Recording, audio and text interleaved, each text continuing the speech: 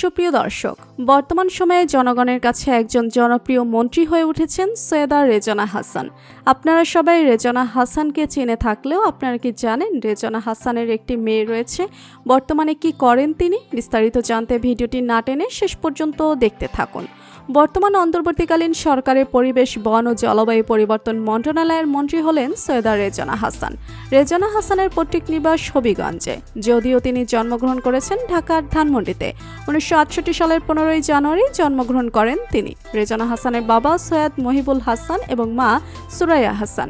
রেজনা হাসান ভিকারুন্নিসা নুন school and college থেকে মাধ্যমিক এবং হলিকরাজ কলেজ থেকে উচ্চ মাধ্যমিক শেষ করেন।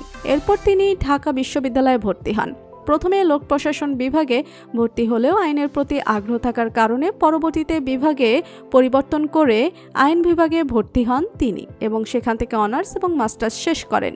1993 সালে LLM সম্পন্ন করার পর তিনি বাংলাদেশের বাইরে বেশ কয়েকটি ফেলোশিপ কোর্স সম্পন্ন করেন। 2007 সালে তিনি যুক্তরাষ্ট্র থেকে আইজেন হাওয়ার ফেলোশিপ করেন। শিক্ষাজীবন শেষে তিনি 1993 সালের জুলাই মাসে বাংলাদেশ পরিবেশ আইনজীবী সমিতি বেলাতে যোগ দেন।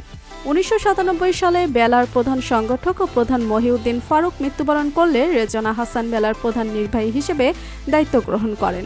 তিনি বেলার প্রধান নির্বাহী ছাড়াও ফেডারেশন অফ NGO ইন বাংলাদেশের সহসভাপতি এবং NGO DRS এর সভাপতি। ব্যক্তিগত জীবনে সৈয়দা রেজনা হাসান তার সহপাঠী আইনবিদ ও ব্যবসায়ী আবু বকর সিদ্দিকের সঙ্গে বিবাহ বন্ধনে আবদ্ধ হন। তাদের ঘরে 3টি সন্তান রয়েছে।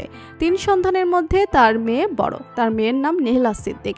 এরপর তারা 2 ছেলে সন্তান রয়েছে।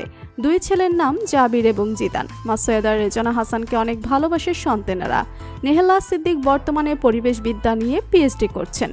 নেহলা বলেন, আমি আমার মায়ের মতো একজন পরিবেশবিদ হতে চাই। সবাই আমার জন্য দোয়া করবেন, আমি যেন দেশের জন্য এবং দেশের মানুষের জন্য ভালো কিছু করতে পারি। তো বন্ধুরা, বর্তমান অন্তর্বর্তীকালীন সরকারের উপদেষ্টা সৈয়দা রেজনা হাসানকে আপনার কেমন লাগে জানিয়ে দিন কমেন্ট করে। আর ভিডিওটি ভালো লেগে থাকলে একটি লাইক দিয়ে চ্যানেলটি সাবস্ক্রাইব করুন। ধন্যবাদ।